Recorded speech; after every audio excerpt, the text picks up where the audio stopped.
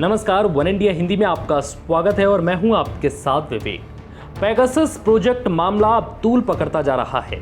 अब इससे जुड़ी एक बड़ी जानकारी सामने आई है जिसने सभी को हैरान कर दिया। दरअसल इस लिस्ट में सबसे ज्यादा चौंकाने वाले नाम मोदी सरकार के 2 कैबिनेट मंत्रियों और पूर्व चुनाव आयुक्त का है। जानकारी है कि कैबिनेट मंत्री प्रहलाद सिंह पटेल से जुड़े कई लोगों को भी सर्विलांस पर रखा गया था, जिसमें उनके परिवार के सदस्य, एडवाइजर और कुक, गार्डनर जैसे निजी स्टाफ भी बताए जा रहे हैं। अब तक इसमें विपक्ष के नेताओं और गैर बीजेपी नेताओं के नाम ही सामने आए थे, लेकिन अब अपने ही मंत्रियों को सर्विलांस पर रखने की जानकारी सामने आई, जो काफी हैरान करने वाला है। ये नाम 2019 में जोड़े गए थे। मौजूदा केंद्रीय सूचना और प्रसारण मंत्री अश्वनी वैष्णव को 2017 में संभावित सर्विलांस टारगेट चुना गया था। अब वैष्णव का काम डिजिटल सर्विलांस को रेगुलेट करने से ही जुड़ा है। जानकारी के मुताबिक 2019 लोकसभा चुनाव के दौरान 3 सदस्यों वाले चुनाव आयोग में एक चुनाव आयुक्त ने कहा था कि प्रधानमंत्री नरेंद्र मोदी ने कैंपेनिंग के दौरान आचार संहिता का उल्लंघन किया है। ये चुनाव आयुक्त अशोक लवासा थे। लवासा के बाकी सदस्यों के साथ असहमति जताने के कुछ ही समय बाद उन्हें संभावित सर्विलांस के लिए चुना गया था।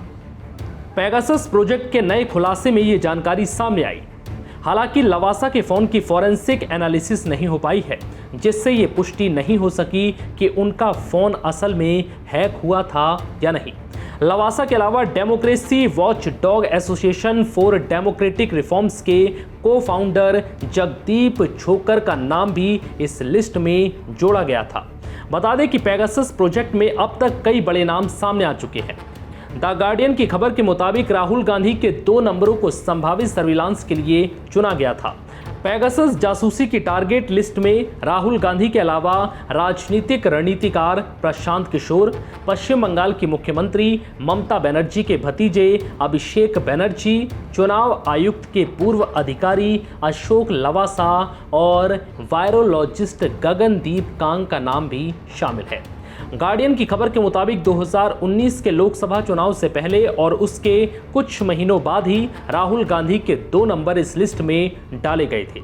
इसके अलावा राहुल गांधी के कम से कम 5 करीबी दोस्त और कांग्रेस के कई नेताओं के फोन भी संभावित टारगेट के लिए चुने गए थे। राहुल गांधी ने गार्डियन से कहा है कि चाहे मेरी या विपक्ष की किसी भी नेता की इस तरह से टारगेटेड सर्विलांस अवैध और खेदजनक है। अगर आपकी जानकारी सही है और जिस तरह की सर्विलांस का स्तर बताया गया है वो लोगों की निजता पर हमले के परे है। ये लोकतांत्रिक बुनियाद पर हमला है।